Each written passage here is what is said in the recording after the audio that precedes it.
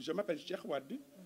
Je suis le président de l'intersyndicale des travailleurs de l'aviation civile et du secteur des transports aériens du Sénégal. Autour de moi, nous avons l'ensemble des secrétaires généraux qui sont membres de l'intersyndicale des travailleurs de l'aviation civile et du secteur des transports aériens. C'est un moment inédit. À l'heure de la relance économique, ces travailleurs, acteurs essentiels, en première ligne dans la lutte contre la pandémie, au péril de leur vie, restent injustement les laissés pour compte. Dans ce contexte, l'intersyndicale des travailleurs de l'aviation civile et du secteur des transports aériens s'est réunie en session extraordinaire ce samedi 14 mai 2022, à l'effet d'analyser la situation plus que préoccupante qui prévaut dans le secteur, en particulier au niveau de la plateforme aéroportuaire de Diass. À l'issue de cette rencontre, la conférence des leaders de l'intersyndicale dénonce le non-respect par la tutelle des engagements pris vis-à-vis des représentants des travailleurs que nous sommes. Concernant le cadre du dialogue social inclusif, l'intersyndicale dénonce le non-respect de la tenue régulière des réunions périodiques bipartites, la mise en œuvre des recommandations issues du séminaire de partage sur la stratégie du hub aérien des 11, 12 et 13 juin 2021 à Lamantey Beach à Saly. L'intersyndicale dénonce toujours le non-respect de la transparence dans le partage d'informations mises à mal par des manœuvres douteuses de rétention de compte rendu de réunion. Concernant l'habitat social, l'intersyndicale réaffirme avec force ses attentes légitimes et pressantes pour la matérialisation diligente et sans délai de la directive présidentielle pour l'attribution définitive des parcelles au niveau du pôle de développement urbain de Daga-Kholpa. La mise en œuvre de la décision d'octroi de ces parcelles à usage d'habitation pour les travailleurs de la zone de l'aéroport de Diass, juxtant nos lieux de travail, connaît des lenteurs et des louvoiements observés depuis 2017, date de l'ouverture, année de l'ouverture de l'aéroport international Blaise Diagne de Diass.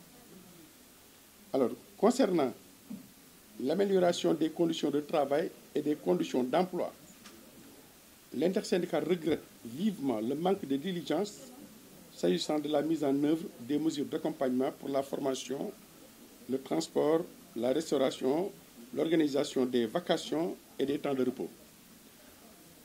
Alors, je vous signale que l'aéroport est à plus de 50 km de la ville, donc de nos lieux d'habitation.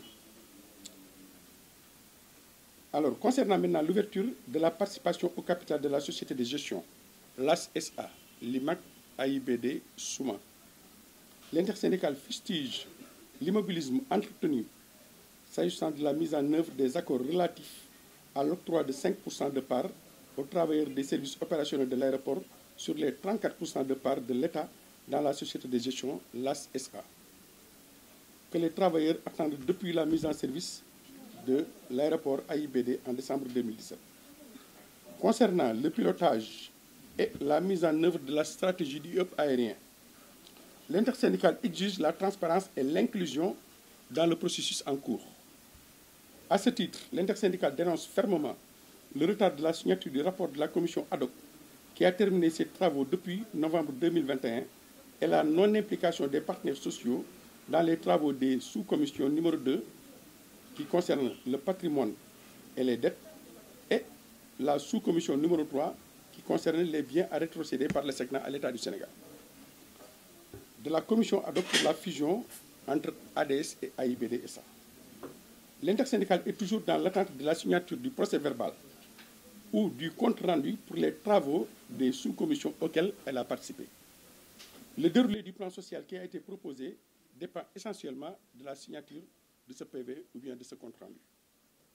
Concernant les dysfonctionnements au niveau opérationnel, l'intersyndicale dénonce la négligence dans la prise en charge des dysfonctionnements récurrents signalés au niveau de l'exploitation opérationnelle sous la responsabilité de l'AS SA, notamment les infiltrations d'eau et les inondations constatées à l'aérogare, à la tour de contrôle et au salon d'honneur. les pannes récurrentes au niveau des tapis bagages, l'approvisionnement correct en kérosène des aéronefs, etc. La liste est exhaustive. Concernant l'indemnité de sécurité aérienne complémentaire et la prime d'harmonisation, l'intersyndicale dénonce le non-paiement à date échue et demande instamment sa mensualisation et son harmonisation pour les agents non bénéficiaires de l'AS-SA, de AIBD-SA, de l'ANACIM, de la Haute Autorité des Aéroports du Sénégal, ainsi que son extension aux agents sénégalais de la Direction générale de la SECNA. Concernant le statut de l'Agence nationale de l'aviation civile du Sénégal, ANACIM, l'intersyndicale demande le changement de statut d'agence d'exécution à celui d'agence de régulation de l'ANACIM. Ce changement s'impose du fait de ses missions régaliennes en tant qu'autorité de régulation et de supervision. L'ANACIM est à la remorque financièrement des agences placées sous sa responsabilité, sous sa supervision et est en perpétuelle perfusion.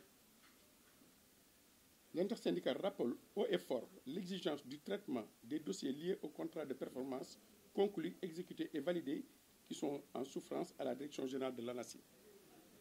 L'intersyndicale, soucieuse des intérêts des travailleurs et de la pérennisation de leur outil de travail, ne ménagera aucun effort en vue de la satisfaction des préoccupations de tous les travailleurs, sans exception, de l'ex-ADS, de AIBD-SA, de manière générale dans le cadre du processus de fusion en cours.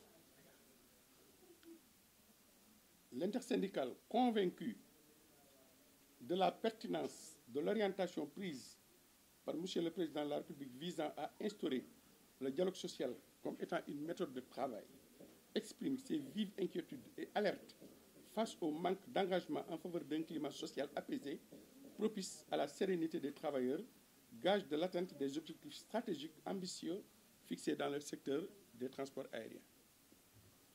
L'intersyndicale convoquera une assemblée générale dans les prochains jours qui sera suivie d'une conférence de presse et se réserve toutes les voies de recours autorisées et n'écarte pas le dépôt d'un préavis de grève.